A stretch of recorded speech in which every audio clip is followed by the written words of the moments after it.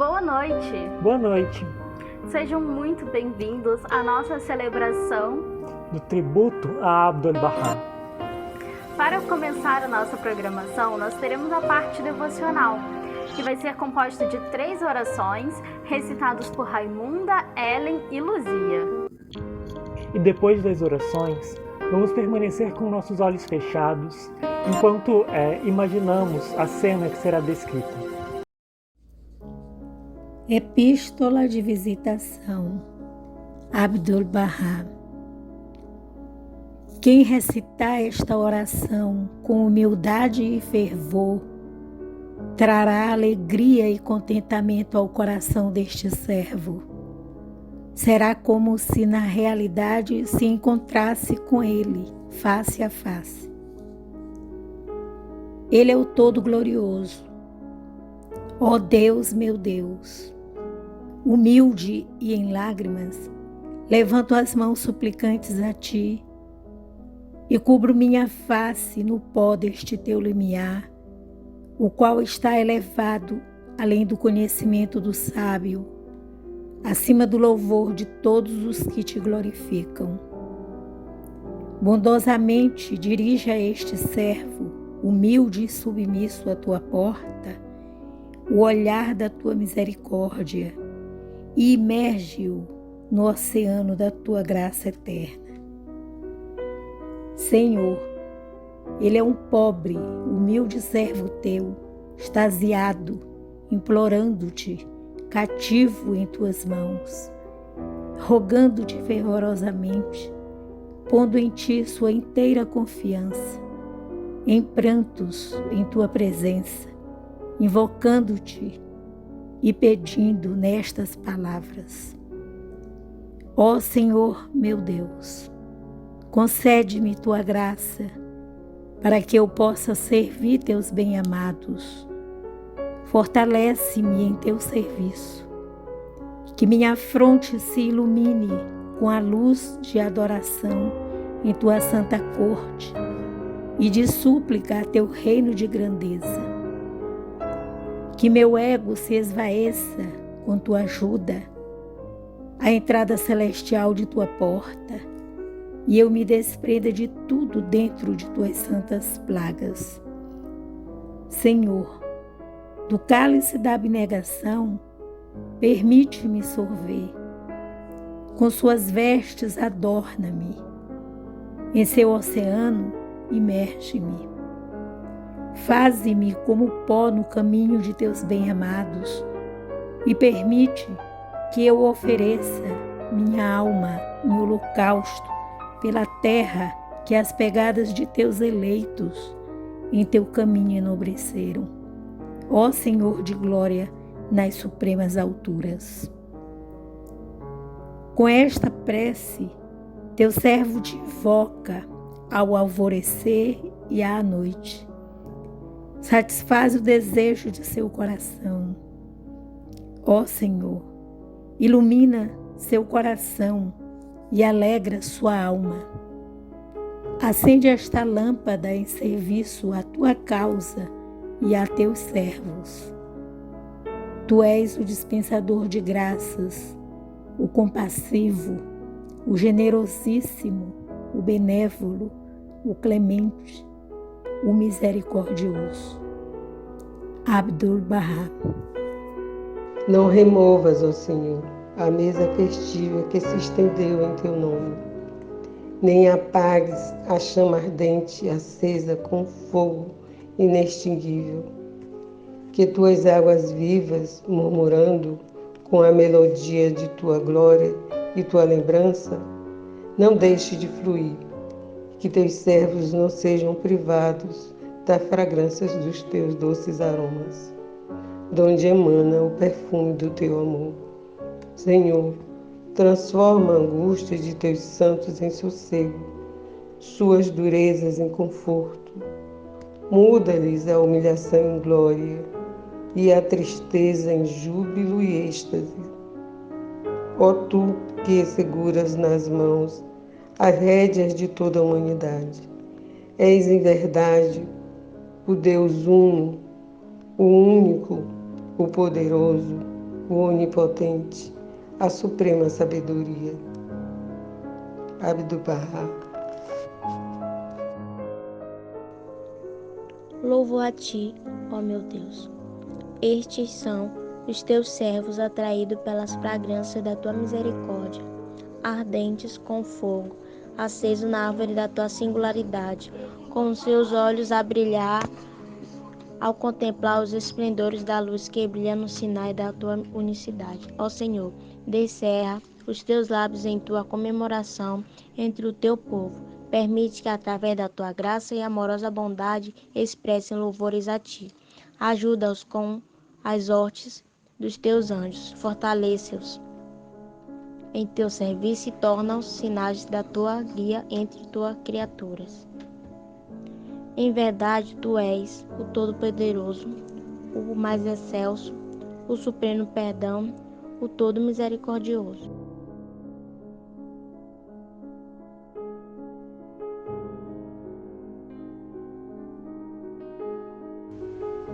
Imaginem que estamos numa casa antiga de uma ainda mais antiga cidade de Acre, que foi meu lar durante um mês. O quarto em que estamos se abre para a parede oposta de uma rua estreita e pavimentada, que um homem ágil bem poderia limpar com uma única vassourada. No alto está o sol brilhante da Palestina. À direita, um vislumbre do velho quebra-mar e o Mediterrâneo azul. Ao sentarmos, ouvimos um ruído singular que vem da calçada 10 metros abaixo, tênue no começo, mas crescendo. Parece um murmúrio de vozes humanas. Abrimos a janela e olhamos para baixo. Vemos uma multidão de seres humanos com roupas remendadas e esfarrapadas. Vamos descer até a rua e ver quem são eles. É uma aglomeração digna de observação. Muitos desses homens são cegos, muitos outros são pálidos, definhados ou idosos. As mulheres, na maioria, estão bem cobertas, mas o pouco que está à vista é suficiente para convencer-nos de que, se os véus fossem retirados, mais dor e miséria seriam vistos. Algumas carregam bebês com rostos aflitos e pálidos. Há talvez uns 100 nessa aglomeração, e ainda muitas crianças. Eles são de todas as raças que a gente vê nestas ruas: sírios, árabes, etíopes e muitos outros. Estas pessoas estão apoiadas nos muros ou sentadas no chão, numa atitude de expectativa. Esperam o quê? Vamos esperar com eles. Não temos que esperar muito. Uma porta se abre e um homem vem para fora. Ele é de uma estatura mediana, de forte constituição. Veste harmoniosas túnicas de cor clara. Na sua cabeça, um barrete amarelo claro, envolto por um tecido branco.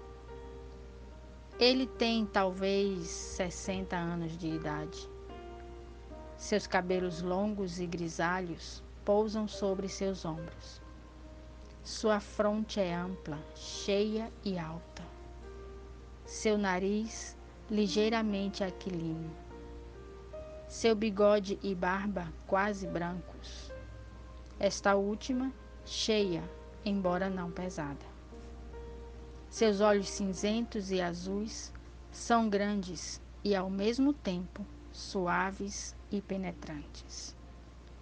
Seu porte é simples, mas há graça, dignidade e até majestade em seus movimentos. Ele passa pela multidão e, à medida que caminha, profere palavras de saudação. Não as entendemos, mas vemos a benignidade e a bondade no seu semblante. Ele se posiciona num canto estreito da rua e acena para as pessoas se aproximarem em sua direção. Elas pressionam demais. Ele docilmente as empurra para trás e deixa-as passarem por ele um por um. À medida que eles se aproximam, estendem suas mãos. Em cada palma aberta, ele coloca algumas pequenas moedas. Ele conhece a todos. Com suas mãos, ele os acaricia no rosto, nos ombros, na cabeça. Alguns, ele para e faz perguntas.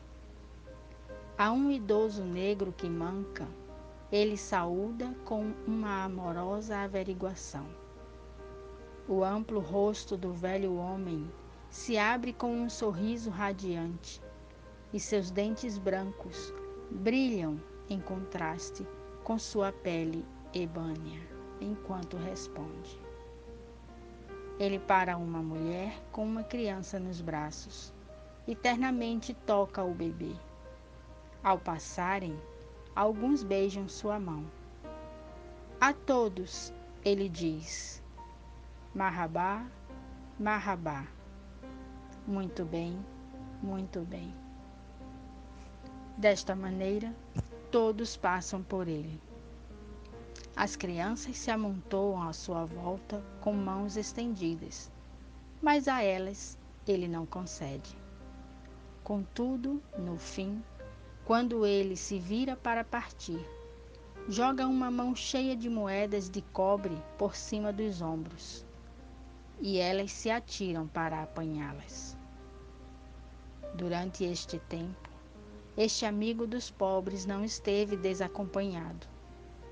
Vários homens, usando barretes vermelhos, com semblantes zelosos e amáveis, o acompanhavam desde a casa, se colocavam próximo a ele e ajudavam a pôr ordem na multidão.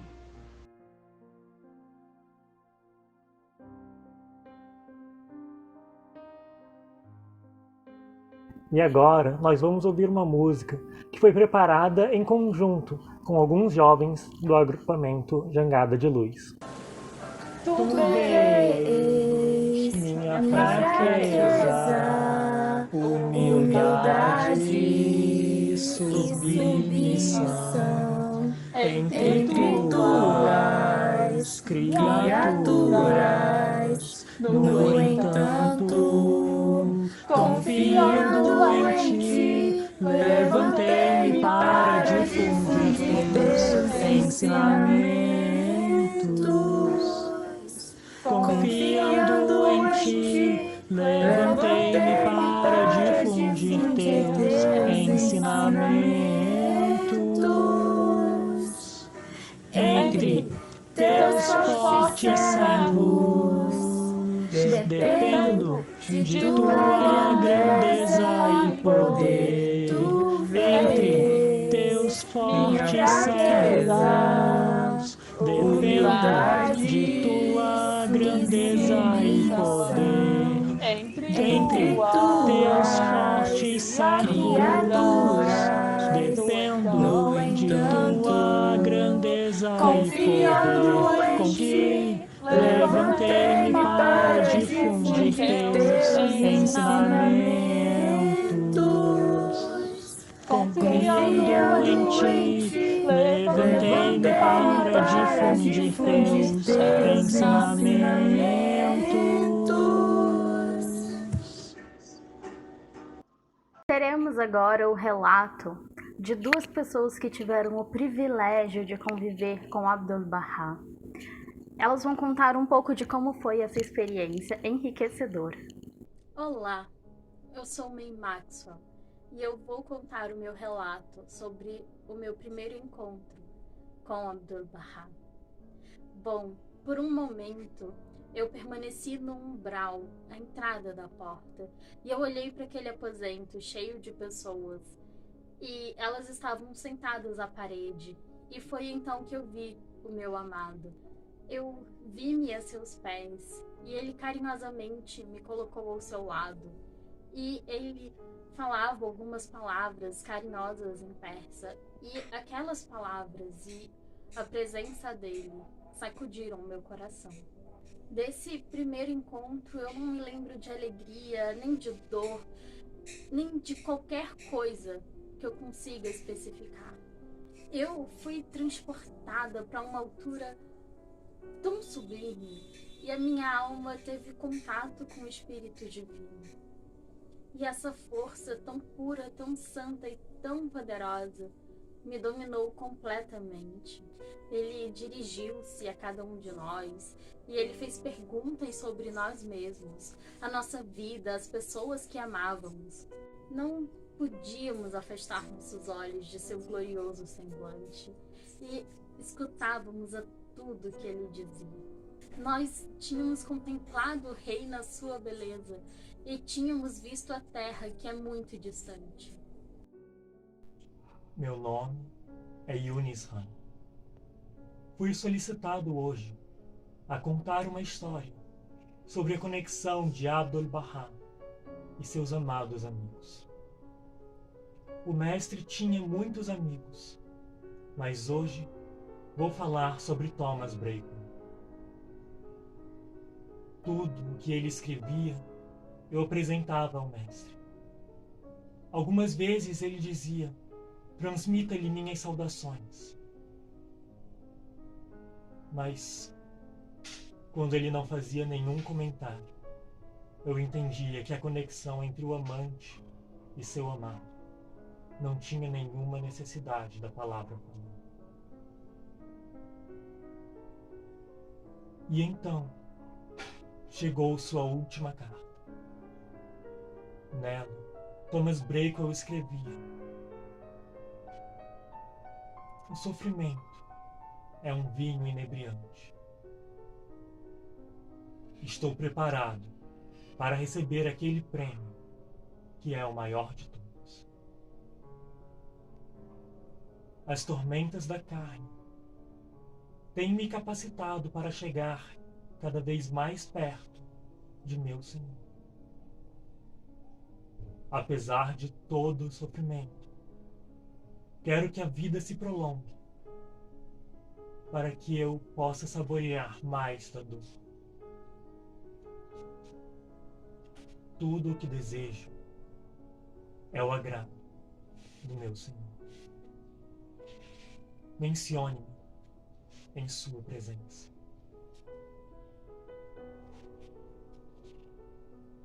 Alguns dias mais tarde, eu estava acompanhando o mestre à noite, entre a residência em que ele recebia os visitantes e sua casa à beira-mar. De repente, ele se voltou para mim e disse: tens ouvido? Não, mestre. Eu respondi. Thomas Braycom faleceu.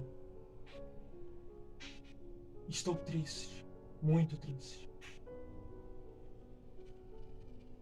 Tenho escrito uma oração de visitação. E ela é muito comovente, tão comovente, que por 2 vezes não pude conter minhas lágrimas. Deves traduzi-la bem, para que qualquer um que a leia chore. Eu nunca soube quem dera a notícia do falecimento de Braycom ao mestre. Se alguém tivesse escrito ou telegrafado, em inglês ou francês, aquela comunicação teria passado por minhas mãos. 2 dias mais tarde, eu recebi a oração de visitação para traduzir. Ela exprimia o coração, e eu não pude conter minhas lágrimas. Eu a traduzi para o francês, e depois, com a ajuda de Lua Getsen, para o inglês. Ó Breakwell, ó meu amado, onde está agora tua bela face? Onde está tua língua eloquente? Onde teu iluminado semblante? Onde tua resplendente formosura? Ó Breakwell, ó meu amado, onde estão teus formosos olhos, teus lábios sorridentes, as magníficas feições, a formosa compleição? Ó Breakwell, ó meu amado, deixaste esse mundo terreno e ascendeste ao reino, alçaste a graça do domínio invisível e ofertaste teu próprio ser no limiar de teu Senhor. Ó Breakwell, ó meu amado, ateaste uma flama no interior da lâmpada da Assembleia no alto, ingressaste no paraíso de Apá, encontraste refúgio à sombra da árvore abençoada e atingiste a união com ele no abrigo do céu. Ó Breakwell, ó meu amado, em verdade teu Senhor te elegeu para seu amor e te conduziu a seus recintos da santidade. Ele fez com que adentrastes o jardim daqueles que são seus íntimos companheiros e te abençoou com a contemplação de sua beleza. Ó Breakwell, ó meu amado, tu te transformaste numa estrela do firmamento supremo e numa lâmpada entre os anjos do sublime paraíso. Tu te tornaste um espírito vivente no mais exaltado reino, entronizado na eternidade. Ó Breakwell, ó meu amado, em todos os tempos recordo-me de ti, jamais hei de te esquecer. Oro por ti dia e noite, vejo-te nitidamente ante mim, como em plena luz do dia. Ó Breakwell, ó meu amado.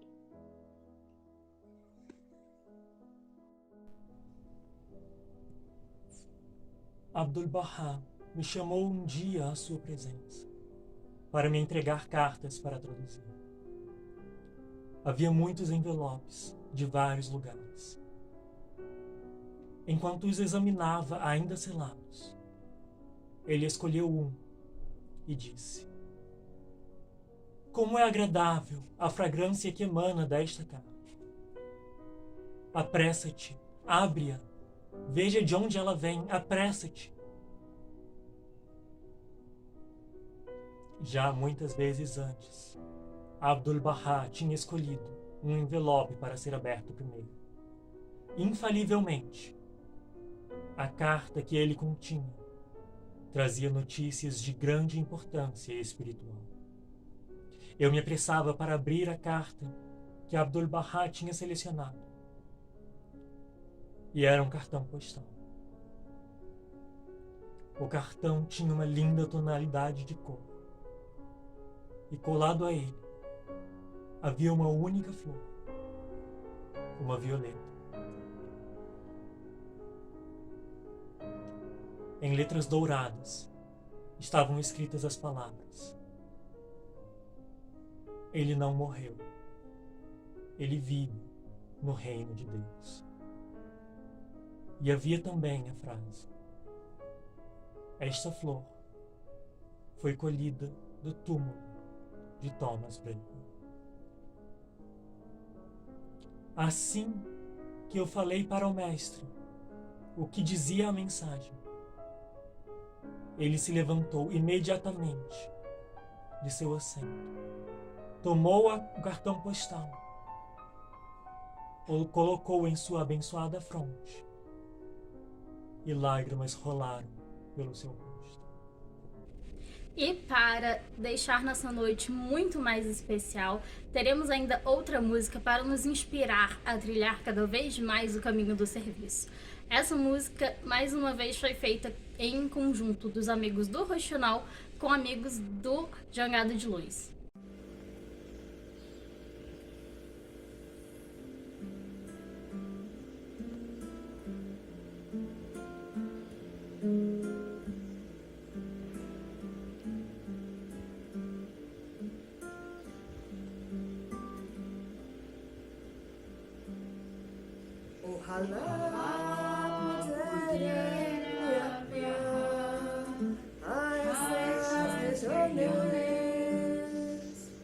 Aunque fuese a tierra y pobreza, elevando el llamamiento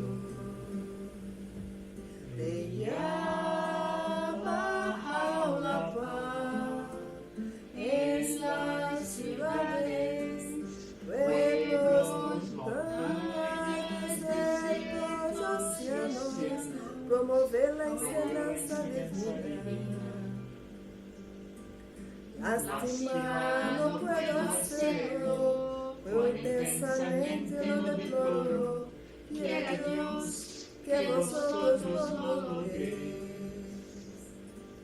Lástima, no puedo hacerlo, como intensamente lo deploro. Quiera Dios que vosotros lo logréis. Ojalá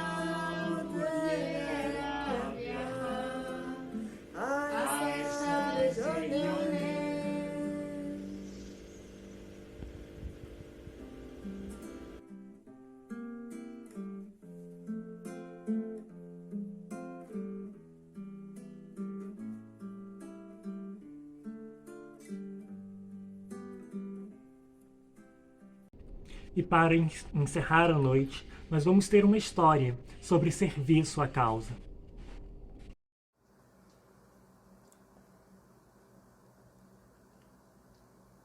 Em 1914, enquanto a Primeira Guerra Mundial começava, Martha Roth decidiu fazer uma viagem. O ponto alto seria uma visita a Abdu'l-Bahá, onde ela seria tanto peregrina como correio, pois Roy Wilhelm havia acumulado $2.000 em ouro para o trabalho assistencial de Abdu'l-Bahá em aliviar os famintos. O seu desejo não era tanto ensinar, mas observar os Bahais em locais nos quais a fé Bahá estava há mais tempo que na América.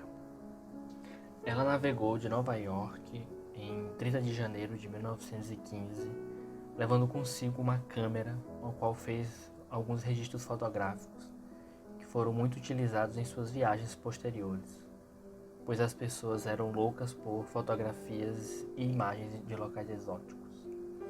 Ela esperou semanas em Port Said por uma palavra que lhe permitisse visitar Abdu'l-Bahá, pois a Síria, ocupada por tropas alemãs e turcas, era perigosa para uma Bahá'í americana.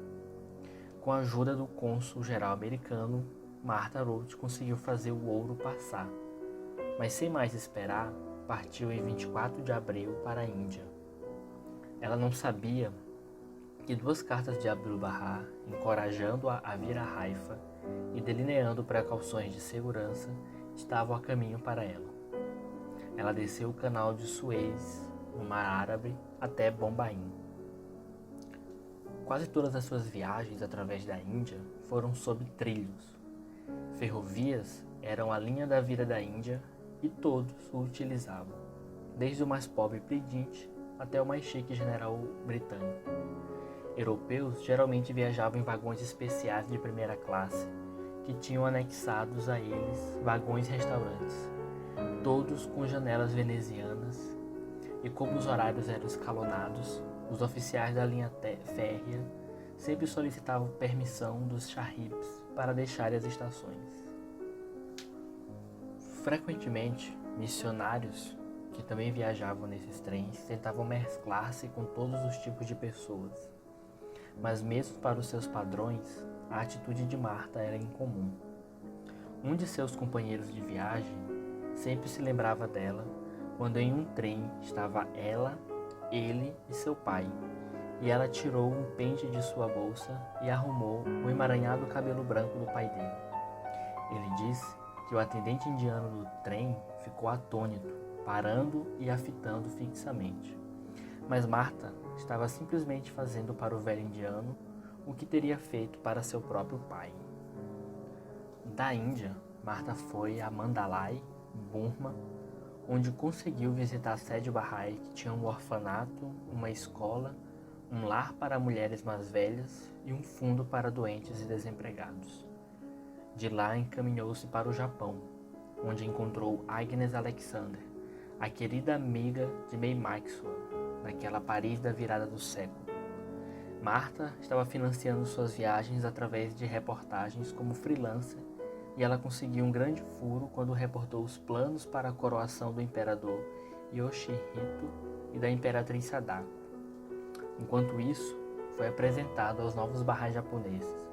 Ensinou a Agnes os rudimentos das relações públicas e, em troca, recebeu o aconselhamento de Agnes sobre a importância do Esperanto como uma linguagem internacional. Em agosto, Marta estava a caminho de São Francisco. Alguns dos Bahá'ís da Califórnia foram ao seu encontro em seu navio, juntamente com seu pai. Ele tinha 75 anos de idade e a mãe dela estava enferma. Contudo, ele viajou 4.000 milhas pelo continente, partindo da Pensilvânia em sua ansiedade de saudar sua filha após aquela primeira grande separação entre eles. Durante suas viagens, ela lembraria nomes e endereços de todos com quem se encontrava e em casa deixava sua pequena e portátil máquina de escrever constantemente ocupada datilografando cartas, conectando pessoas umas às outras por todo o mundo. Mas enquanto era geralmente bem recebida na maioria do mundo, em Cambridge Springs a recepção era sempre negativa, fazendo Marta derramar lágrimas por causa disso. Quando se dirigiu à congregação na igreja batista acerca da fé Bahá'í, um dos homens sentado na igreja irrompeu em fúria, denunciando-a como blasfema, e muitas pessoas concordaram com ele. Contudo, o cuidado de Marta com seu pai e por todos em necessidade desarmou a hostilidade. Mantendo seu sonho de viajar em mente, ela começou a aprender Esperanto e, durante 1918, escreveu a Abdu'l-Bahá propondo um roteiro mundial. Em resposta, ele disse que sua carta havia lhe dado grande júbilo e encorajou-a.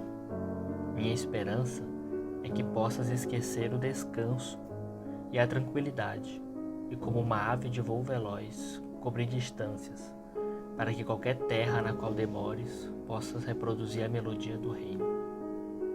Era para ela também rugir como um leão e proclamar o chamado do reino. Ela havia perguntado também sobre a peregrinação, mas Abdu'l-Bahá lhe disse que o ensino vinha primeiro e destacou que pessoas estavam esperando o chamado da paz universal. A Primeira Guerra Mundial estava findando, deixando em sua senda refugiados e ruínas. Mas a preocupação de Marta com seu pai a manteve em casa até 1919, o ano em que todas as 14 epístolas do plano divino foram dramaticamente apresentadas em uma convenção em Nova York. Marta estava especialmente tocada pelo chamado do ensino na América do Sul. Incapaz de resistir a isso, mesmo tremendo e plena de lágrimas por causa de seu pai, ela reservou uma passagem para o Brasil em 21 de junho de 1919. E esse foi o tributo a Abdu'l-Bahá. Esperamos que as atividades preparadas possam ter nos inspirado com a lembrança da pessoa de Abdu'l-Bahá. Nós desejamos a todos um especial boa noite e nos vemos no próximo tributo. Dia 25 de agosto.